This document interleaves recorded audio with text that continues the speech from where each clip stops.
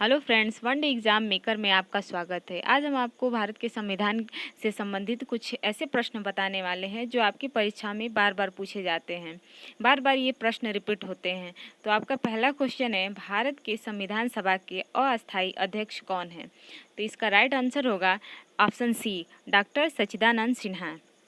9 दिसंबर 1946 को संविधान सभा की पहली बैठक में सच्चिदानंद सिन्हा को अस्थायी अध्यक्ष के रूप में चुना गया था।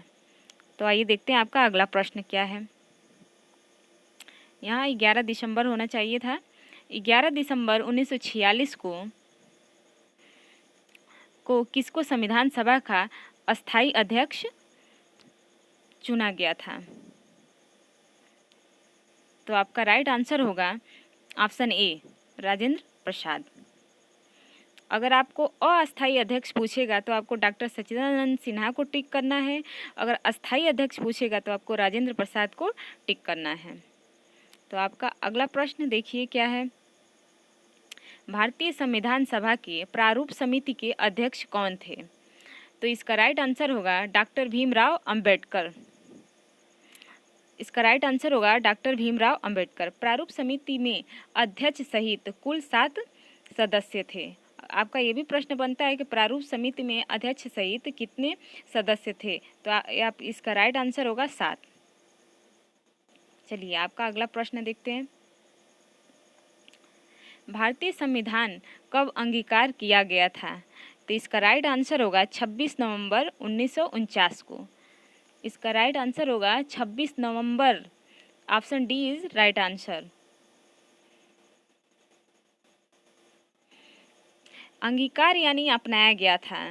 अगर अंगीकार यानी अपनाया गया था, प्रश्न ये भी आ सकता है कि भारतीय संविधान को कब अपनाया गया था या अंगीकार किया गया था। तो आपको यही आंसर करना है 26 नवंबर 1949। आपका अगला प्रश्न है, भारतीय संविधान पूरी तरह से कब लागू किया गया था?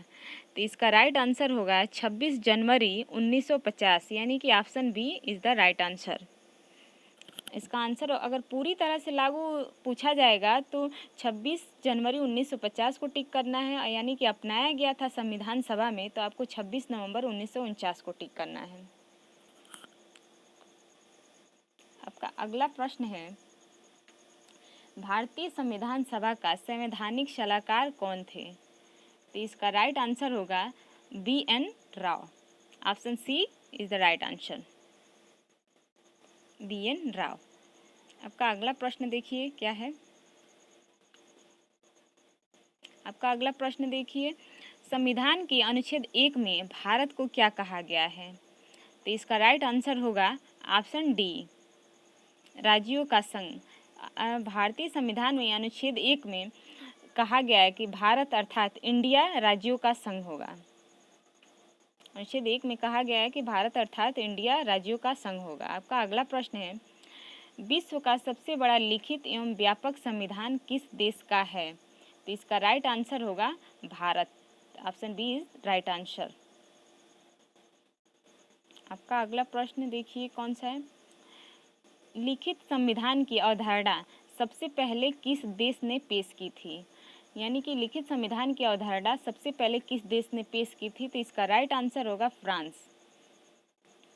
और विश्व का प्रथम लिखित संविधान पूछेगा तो संयुक्त राज्य अमेरिका को टिक करना है, और सबसे बड़ा लिखित संविधान जो है वो अपने भारत का है। तो आपका अगला प्रश्न देखिए, भारतीय संविधान में शामिल नीति निर्देशक सिद्धांत किसके संविधान से लिया गया है? तो इसका राइट आंसर है आयरलैंड से। Option D is right answer. नीति निर्देशक सिद्धांत, इसका वर्णन भाग 4 संविधान के भाग 4 में अनुच्छेद 36 से 51 में वर्णित है। और हम नीति निर्देशक सिद्धांत को मतलब इसे न्यायालय में लागू नहीं किया जा सकता, यानी हम ये कह सकते हैं कि इसे वैधानिक शक्ति प्राप्त नहीं है। आपका अगला प्रश्न देखिए कौन सा है। भारतीय संविधान कैसा है? तो इसका राइट आंसर है अंशतः कठोर और लचीला। हम लचीला इस मायने में कह सकते हैं क्योंकि इसके अधिकतर प्रावधानों को संसद द्वारा साधारण बहुमत से संशोधित किया जा सकता है, और हम कठोर इस मायने में कह सकते हैं क्योंकि इसके कुछ प्रावधानों को संशोधित करने के लिए विशेष प्रक्रिया अपनाई जाती है। आपका अगला प्रश्न है, स्वतंत्र भारत के प्रथम कानून मंत्री कौन थे? आपका अगला प्रश्न है, स्वतंत्र भारत के प्रथम कानून मंत्री कौन थे? तो इसका राइट आंसर होगा ऑप्शन डी, भीमराव अंबेडकर। आपका अगला प्रश्न देखिए कौन सा है, गीत जनगण मन को भारत के राष्ट्रगान के रूप में किस वर्ष स्वीकृत किया गया था? तो इसका राइट आंसर है 1950। अगर आपको पूछेगा कब स्वीकृत किया गया था तो 24 जनवरी 1950 को। और इसे सर्वप्रथम कब गाया गया था? 27 दिसंबर 1911 को कांग्रेस के कलकत्ता अधिवेशन में गाया गया था सर्वप्रथम, और इसे गाने में 52 सेकंड समय लगता है। आपका अगला प्रश्न है, देखिए, किस अधिकार को डॉक्टर भीमराव अंबेडकर ने संविधान का हृदय तथा आत्मा कहा है? तो इसका राइट आंसर होगा संवैधानिक उपचार का अधिकार। इसका right answer option D is the right answer. यह अनुच्छेद 32 से 35 में मौलिक अधिकार के अंतर्गत शामिल है। आपका अगला प्रश्न है, निम्न में से कौन सा संशोधन अधिनियम मिनी संविधान माना जाता है, यानी कि छोटा संविधान माना जाता है? तो इसका राइट आंसर होगा 42वां संविधान संशोधन अधिनियम 1976। क्यों माना जाता है ये भी हम आपको बता देते हैं, क्योंकि इस संविधान संशोधन के तहत प्रस्तावना के साथ साथ संविधान के कई अनुच्छेदों में संशोधन किया गया था। जैसे कि प्रस्तावना में हम बता दें आपको कि समाजवादी, धर्मनिरपेक्ष, एकता और अखंडता जैसे शब्द जोड़े गए थे, और इसी संशोधन में मौलिक कर्तव्यों को भी जोड़ा गया था, इसलिए इसे मिनी संशोधन माना जाता है। आपका अगला प्रश्न है, निम्न में से कौन मौलिक अधिकार नहीं है?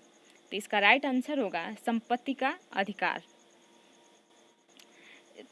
इसे कब हटाया गया था मौलिक अधिकार से, हम बता देते हैं ये भी आपको। 44वां संविधान संशोधन अधिनियम 1978 में इसे मौलिक अधिकार से हटा दिया गया था। वर्तमान में यह एक कानूनी अधिकार है। इसे संविधान के अनुच्छेद 300 के क में रखा गया है।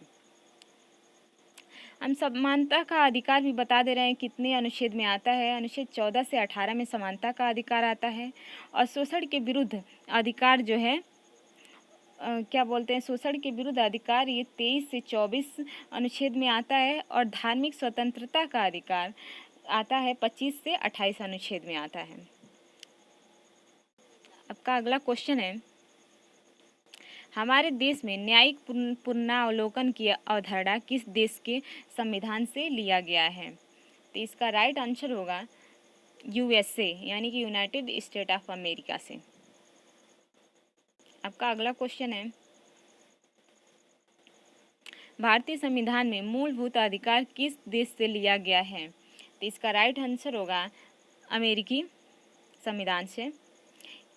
मूलभूत अधिकार को इसे भाग 3 में रखा गया है। भारत के संविधान में भाग 3 में रखा गया है। जब संविधान बना था तो 7 मौलिक अधिकार था, अब 6 मौलिक अधिकार हैं। आपका अगला क्वेश्चन है, किस संविधान संशोधन के अंतर्गत मौलिक कर्तव्यों को शामिल किया गया था? तो इसका राइट आंसर होगा 42वां संविधान संशोधन 1976। इसके बारे में भी हम आपको बता देते हैं। इसे संविधान के भाग 4 क में रखा गया है। भाग 4 क के अनुच्छेद 51 के अंतर्गत रखा गया है और मौलिक कर्तव्यों को रूस के संविधान से लिया गया है।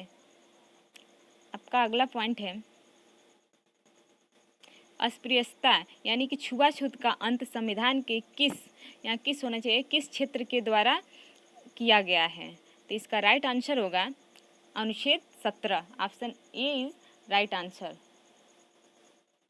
हम आपको अनुच्छेद 24 में भी बता देते हैं। इसके अंतर्गत बच्चों के शोषण से संबंधित है प्रावधान है। और अनुच्छेद 19 के बारे में बता देते हैं, बोलने की स्वतंत्रता और प्रेस की स्वतंत्रता का प्रावधान है।